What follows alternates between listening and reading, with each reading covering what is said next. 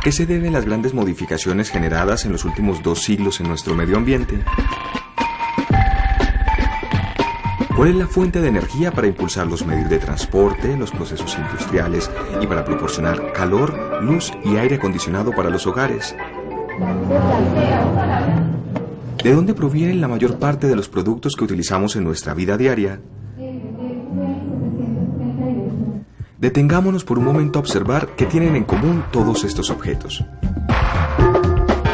¿Cuál es la fuente de toda esta variedad de productos con los que a diario tenemos contacto?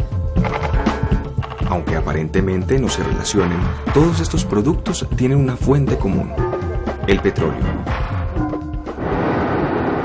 Este, además de ser una fuente de energía cuando lo utilizamos como combustible para el transporte y la industria, es una fuente importante de materias primas para la manufactura del plástico y materiales diversos para el hogar. El estudio del petróleo ha permitido establecer que está conformado por una gran cantidad y diversidad de compuestos orgánicos, cuyas características varían notoriamente desde algunos que son estructuralmente simples hasta otros muy complejos. Si observamos detenidamente, nos daremos cuenta que la mayor parte de las sustancias que conforman el petróleo corresponden a los compuestos más sencillos que existen en la naturaleza: los hidrocarburos. ¿De dónde proviene la mayor parte de la energía que usamos para mantener nuestro modo de vida? Durante los siglos XIX y XX aumentaron considerablemente las actividades humanas que consumen energía, y para cumplir con la creciente demanda energética se hizo necesario aprovechar al máximo las diversas fuentes naturales como la hidráulica, la eólica, la solar y los recursos del subsuelo, es decir, los combustibles fósiles. De las diferentes fuentes de energía, los combustibles fósiles abastecen cerca del 90% de la energía que se consume en el mundo. Muchísimos cambios ha habido en todo el desarrollo de la humanidad por la utilización sobre todo de la energía fósil. Ha traído repercusiones positivas pero también negativas. Positivas porque tenemos un nivel de desarrollo muy importante hoy. Muchas de las cosas que tenemos, muchas de las comodidades que tenemos se deben al uso intensivo de la energía, el podernos transportar tan rápido, el poder conocer más lugares, el poder tener tantas comodidades en tu casa, se deben en buena parte al uso de la energía. Los combustibles fósiles son el petróleo, el gas natural y el carbón. Usualmente se da la formación de carbón cuando esas selvas crecen en lugares pantanosos. Caen los árboles y quedan depositados allí, no quedan expuestos al aire y luego empieza un proceso de descomposición. Y ese proceso de descomposición produce una sustancia como un lodo que luego se hunde y empiezan una serie de reacciones químicas a temperaturas que son alrededor de 80, 100, 120 grados centígrados, pero por muchísimo tiempo. Millones de años. El petróleo se formó principalmente a partir de antiguas plantas y bacterias microscópicas que vivieron en océanos. Luego murieron, cayeron al fondo marino y se mezclaron con arena y sedimentos, formando un barro rico en compuestos orgánicos. Con el tiempo, a medida que las capas de sedimentos se acumulaban sobre ese fango orgánico, el barro se fue calentando y poco a poco se fue comprimiendo, transformándose en petróleo y gas natural. Pero no hay duda que entre todos los combustibles fósiles, el petróleo ha sido el más importante del último siglo, además de ser la fuente de la que se obtiene materia prima para la fabricación de materiales no combustibles de amplia aplicación en nuestra vida cotidiana. Hace 5.000 años en Mesopotamia se utilizaba un tipo de asfalto para construir edificios y sellar barcos. Hoy casi el 40% de toda la energía que consume la humanidad proviene del petróleo. Podemos decir que el petróleo es una mezcla compleja de una gran variedad de hidrocarburos.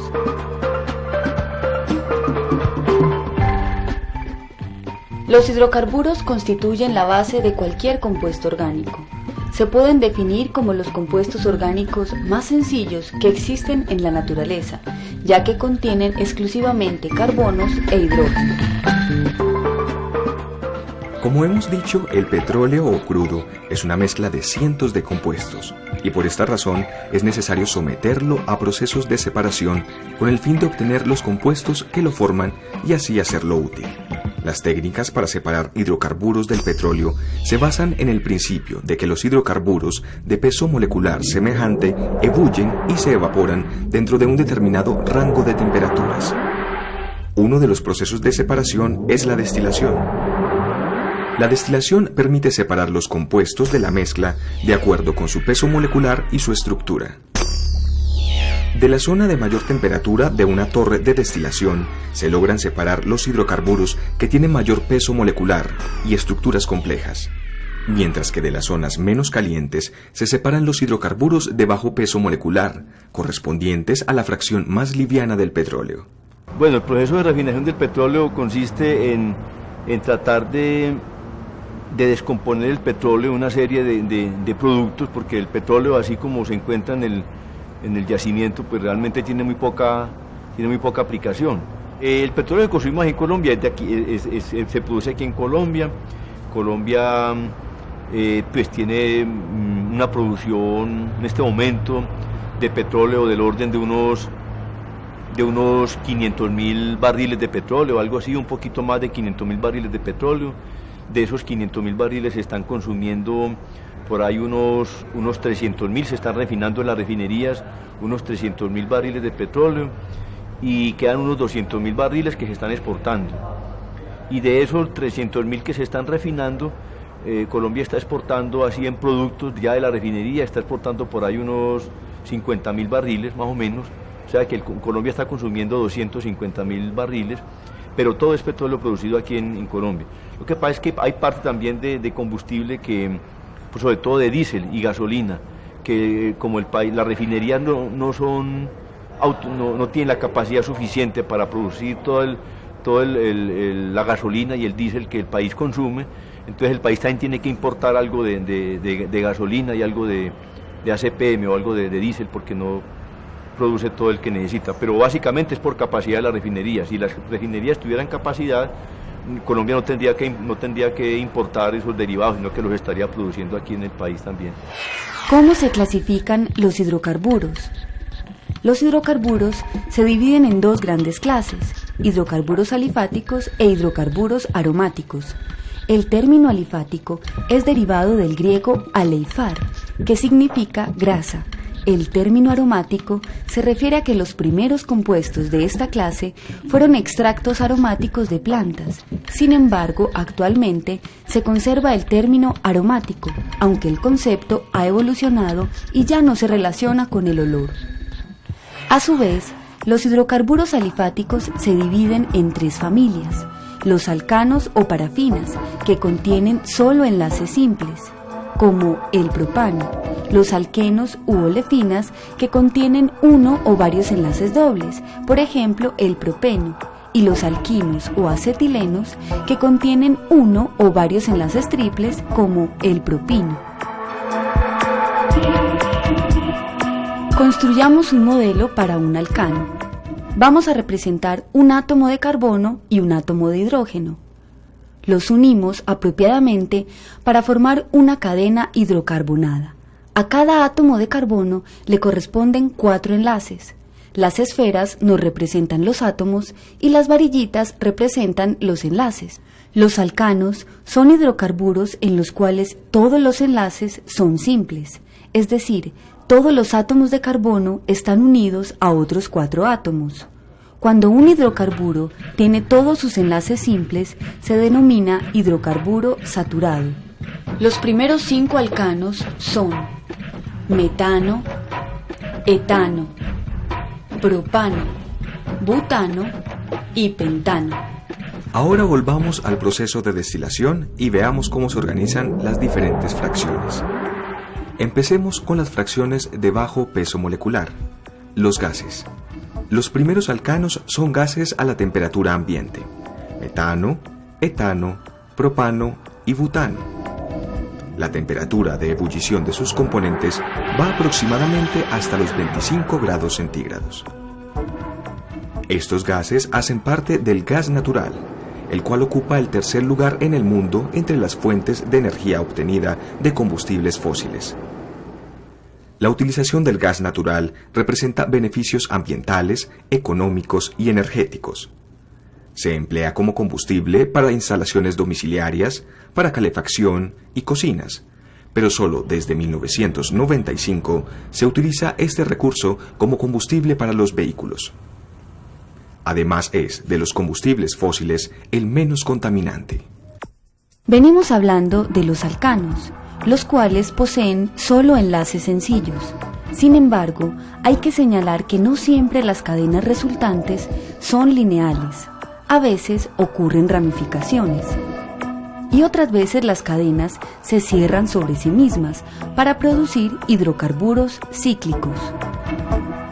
Por lo tanto, los hidrocarburos alifáticos pueden ser lineales, cíclicos o ramificados.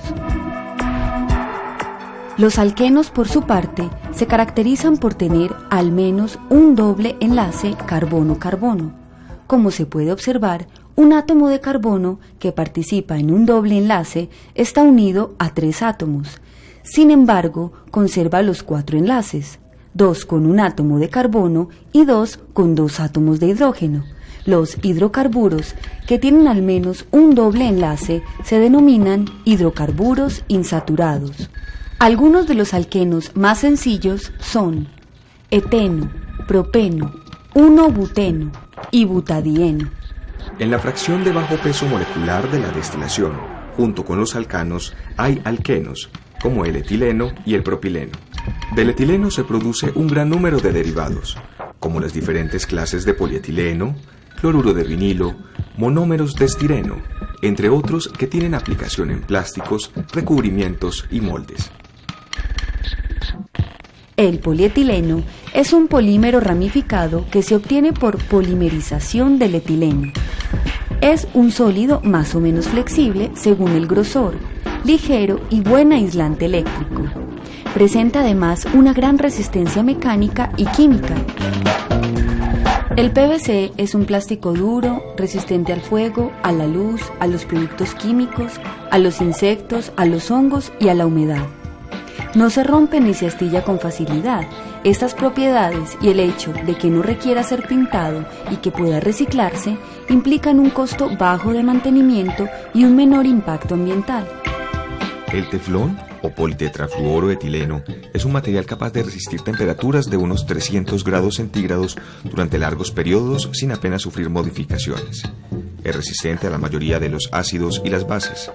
Sus propiedades se deben básicamente a que los átomos de flúor del teflón crean una especie de barrera que dificulta el ataque de agentes químicos sobre la estructura carbonada del mismo. Del propileno se producen compuestos como el polipropileno y el acrilonitrilo, que tienen gran aplicación en la industria de solventes, pinturas y fibras sintéticas. El tercer grupo de hidrocarburos alifáticos son los alquinos. Los alquinos contienen un triple enlace carbono-carbono. El átomo de carbono que participa en el triple enlace está unido a 2 átomos, pero como en los alquenos, conserva los 4 enlaces. 3 enlaces con el otro átomo de carbono y 1 con un átomo de hidrógeno. Estos son los alquinos más sencillos: etino, propino y 1-butino. Existen pocos alquinos en la naturaleza. El alquino más sencillo es el acetileno, usado en soldadura y fundición. Retomando el proceso de la destilación del petróleo, la fracción destilada a una temperatura un poco mayor que la fracción gaseosa corresponde a la gasolina ligera y a lo que se conoce como nafta. La temperatura de ebullición de sus componentes oscila entre 25 y 150 grados centígrados. La gasolina también es una mezcla de hidrocarburos, pero menos compleja que el petróleo crudo, por ser una de sus fracciones. Los alcanos típicos de la gasolina contienen hidrocarburos que van desde los 5 hasta los 12 carbonos. También hay pequeñas cantidades de otros hidrocarburos y de algunos compuestos con azufre y nitrógeno. la fracción de la gasolina, tal como sale del proceso de destilación, aún no es apta para quemarse en los motores de automóvil. Otra de las fracciones obtenidas en la destilación del petróleo corresponde al querosene, que es una mezcla de hidrocarburos que pueden contener entre 12 y 15 átomos de carbono y se obtienen en un grado de temperaturas entre 150 y 230 grados centígrados. El querosene corresponde a una fracción pesada de la destilación del petróleo. En la fracción pesada también se encuentran los compuestos aromáticos.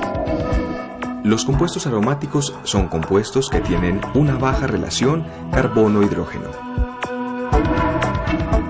Son polienos conjugados y cíclicos, y como los alquenos o alquinos deberían sufrir ciertas reacciones, pero no lo hacen. Son inertes frente a los reactivos con los cuales reaccionan otros compuestos insaturados. El compuesto aromático modelo es el benceno. Los hidrocarburos que contienen el anillo del benceno se denominan arenos. Algunos compuestos aromáticos comunes son el benceno, tolueno, sileno, naftaleno y fenantreno. Pero dentro de estos el benceno ha tenido una importancia especial. En 1825 al científico inglés Michael Faraday se le pidió analizar un aceite oleoso con un olor muy particular que se acumulaba en tanques de almacenamiento de gases de carbón a altas presiones. Faraday encontró que la fórmula mínima de este compuesto era CH. 10 años después, calentando ácido benzoico con cal, el químico alemán Elhard Mitscherlich encontró un hidrocarburo cuya fórmula molecular era CnHn. Dada su relación con el ácido benzoico, este hidrocarburo tomó el nombre de bencina y luego al traducirla al inglés quedó como bencén, lo que en español es el benceno. Demostró que su fórmula molecular era C6H6, un hidrocarburo insaturado. Se encontró que otros compuestos derivados del carbón presentaban propiedades físicas similares y debido a su olor característico fueron llamados aromáticos. La importancia de que tenga más o menos unidades aromáticas el carbón va a depender para qué se quiere usar. Habrá procesos en los cuales eso no interesa, por ejemplo, si se va a gasificar o se va a quemar, es importante, pero no es tan relevante como si se va a hacer un proceso de liquefacción. El proceso de liquefacción es producir hidrocarburos líquidos a partir del carbón, producir gasolina o producir diésel. Entonces, si se va a producir diésel o se va a producir gasolina a partir del carbón, ahí sí los procesos, las estructuras aromáticas que hay son muy importantes. Los compuestos relacionados con el benceno también fueron obtenidos de extractos de plantas. Por ejemplo, una resina de olor agradable, conocida como bálsamo de Tolú, se obtuvo del árbol de Tolú de Sudamérica. En 1840 se descubrió que la destilación del bálsamo de Tolú daba un derivado metilado del benceno que se llamó tolueno. El benceno fue preparado a partir del alquitrán de hulla por el químico alemán August Hofmann en 1845. La hulla fue la fuente principal de obtención de benceno hasta que la tecnología basada en el petróleo empezó a ser competitiva a partir de 1950. Una parte importante del benceno producido anualmente se utiliza para la producción de poliestireno. El poliestireno se prepara por polimerización del estireno y a partir de él se obtienen las espumas aislantes. También se utiliza para embalar productos alimenticios y objetos frágiles. El primero en formular la estructura cíclica de la molécula de benceno fue el químico alemán August Kekulé. Después de llevar mucho tiempo dándole vueltas a una posible estructura molecular del benceno, un día de 1865, durante un viaje por Londres, se sentó, escribió en su cuaderno de trabajo y se adormeció mientras una danza de átomos aparecía ante sus ojos. Distinguía ahora grandes unidades de formas variadas, largas filas unidas torpemente, cada cosa en movimiento, girando y ondulando como serpientes. Y observé, ¿qué era eso? Una de las serpientes se cogió su propia cola y mofándose giraba sobre sí misma delante de mis ojos. Miremos aquí un poquito, este sería un alqueno con múltiples enlaces, este sería un cicloalqueno, es decir, un alqueno en el que la cadena es cerrada, y este es nuestro anillo de benceno. Esta estructura de benceno como anillo fue la que propuso Kekulé. Ese fue el aporte de Kekulé, que pasó de esta propuesta para alquenos simples a esta propuesta de estructura para benceno, y que estableció la gran diferencia en su comportamiento químico, y por eso está clasificado aparte. Ahora, ¿por qué son diferentes? Entonces miremos las longitudes de enlace. Aquí tenemos el cicloalqueno, no el benceno, pero cicloalqueno. La distancia entre el núcleo carbono-carbono cuando el enlace es simple es de 1.53 angstroms, y esta, cuando el enlace es doble, es de 1.34 angstroms, es decir, estos dos núcleos están más cerca.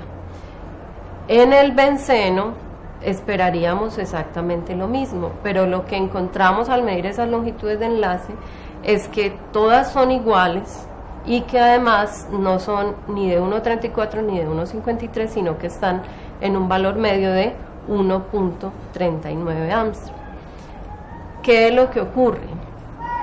Que si numeráramos estos carbonos para poderlos ubicar, entonces la estructura del benceno realmente no es esta estructura fija, sino que esos dobles enlaces todo el tiempo están rotando, no están fijos.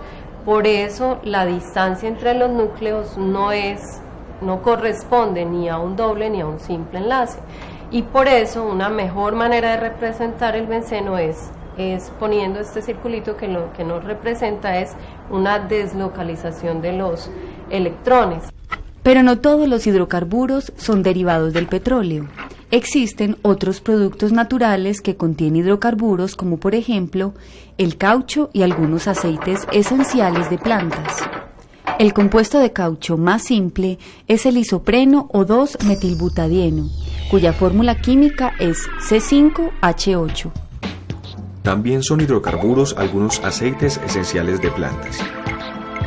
Alcanfor se usa como repelente, mentol como anestésico suave, geranial y neral están en el aceite del limón. Hemos visto cómo buena parte del combustible utilizado en nuestros medios de transporte y muchos de los materiales y productos que usamos a diario son elaborados con hidrocarburos que provienen del petróleo. Con los hidrocarburos, el ser humano ha alterado el entorno natural como nunca había sucedido en épocas preindustriales, provocando cambios profundos en la atmósfera, el agua, el suelo, la vegetación y los animales. Hay que pensar en que la demanda de energía no se puede satisfacer únicamente con hidrocarburos, sino que hay que tener una canasta energética más amplia.